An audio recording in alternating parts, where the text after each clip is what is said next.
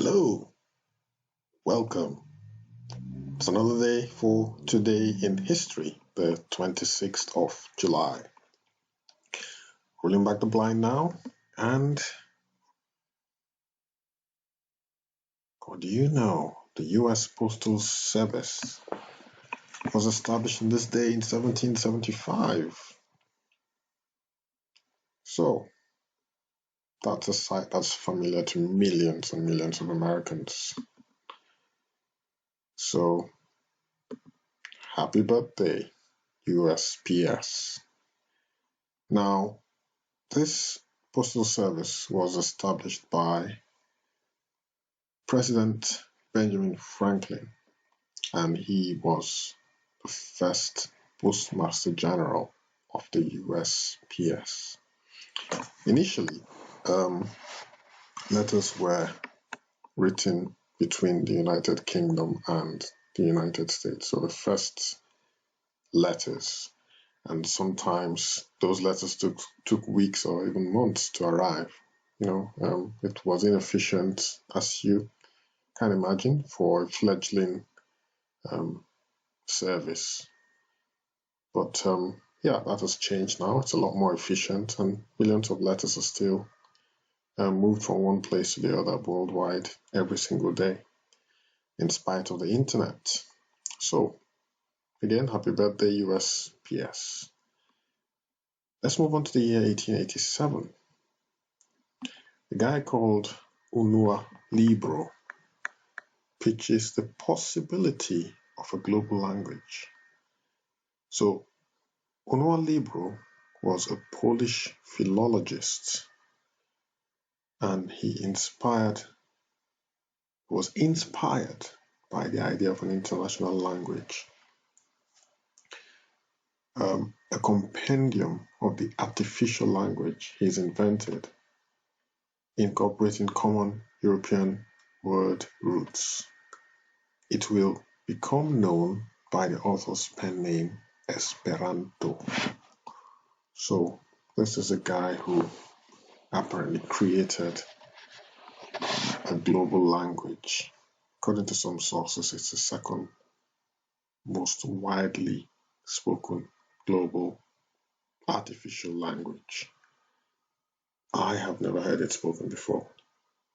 Drop me a comment in the comments section below if you have heard of this language or have heard it spoken.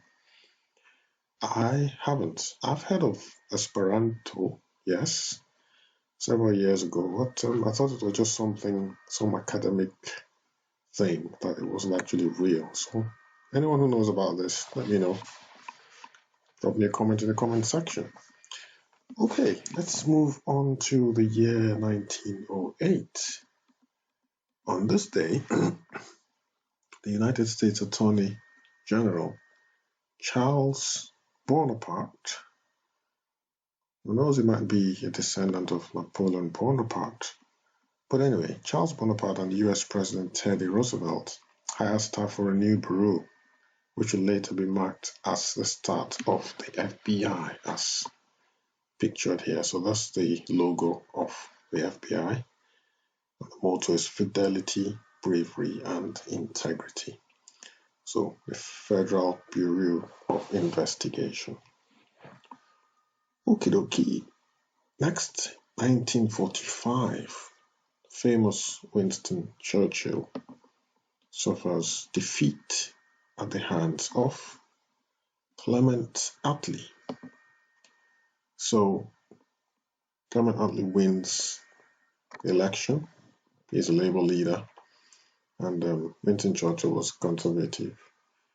It was a shock defeat because Winston Churchill had just taken Britain out of the Second World War victoriously. Britain was on a high, even though they had endured 6 years of war, Second World War, and Winston Churchill took them through this war successfully. But in spite of that, he lost the election on this day in 1945. So that's Clement Attlee, who won the election on this day. Pipe smoking seems to have been the thing of the day at the time. Suppose this was before tobacco was linked to lung cancer. But yeah, it was a cool thing to do. You can see both prime ministers smoking the pipe. Okay, let's move on to the year 1948. So 3 years later, another president. Well, we've got prime ministers who are leaders of their countries. And then, obviously, you don't have a president where there's a royal in charge of the country, queen or king. So we have prime ministers in the United Kingdom because we have the Queen Elizabeth II. So we cannot have a president and a queen or king. So we have presidents in America because there's no king or queen, and that's President Truman. On this day, he ends military segregation. So he issued Executive Order 9981 to end racial discrimination in the United States Armed Forces. The segregation of the military eventually evolved from this order. A, which is his first name, Philip Randolph, left this picture, and Grant Reynolds can receive much of the credit for expediting the end to military segregation by establishing the 1947 Committee Against Jim Crow in Military Service and Training, which later was called the League for Non-Violent Civil Disobedience Against Military Segregation. The organization pressured President Truman to end racial discrimination in the military. Truman may also have been influenced by a need for the African American vote. So this is what President Truman stated in number 1 of Order 9981 on this day.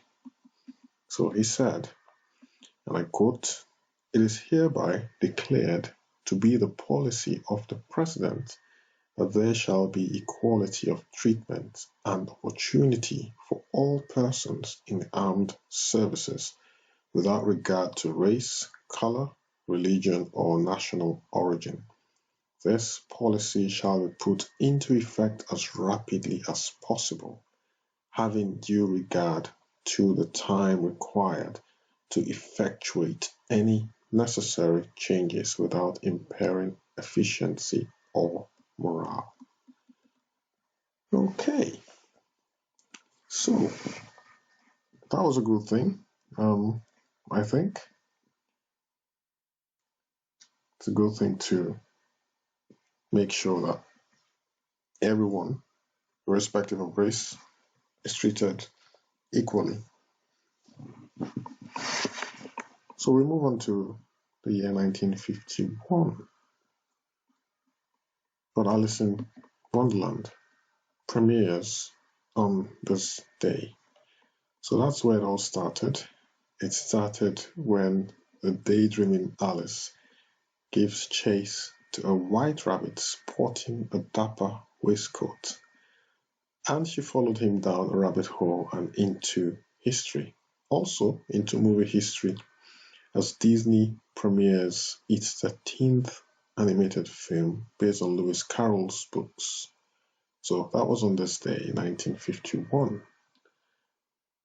Interestingly, it was initially panned, so initially rubbished, but it ended up being regarded as one of the best Alice film adaptations.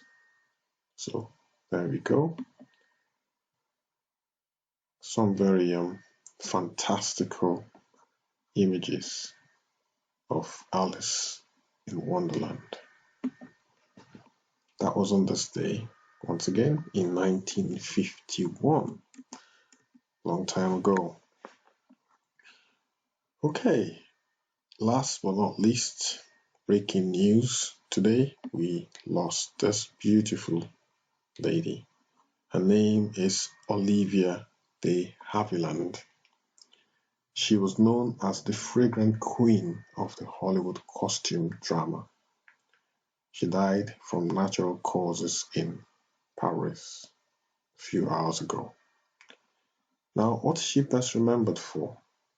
She's best remembered for her performance as Melanie Hamilton Wilkes in the 1939 classic Gone with the Wind. So that's Olivia de Havilland in her latter years, and obviously the picture that was shown earlier was when she was much younger. Absolutely stunning lady. So on that note, that sad note, she did live a good life. 104 years, that's nothing to be sniffed at. Regained her beauty, you know. Okay, we'll end it there. And I hope to see you tomorrow for another edition of Today in History. Stay safe, guys. Give me a thumbs up if you like the video. Do not forget to subscribe if you do want to receive updates of my video uploads. Thanks again for watching, guys. Have a good night. Bye-bye.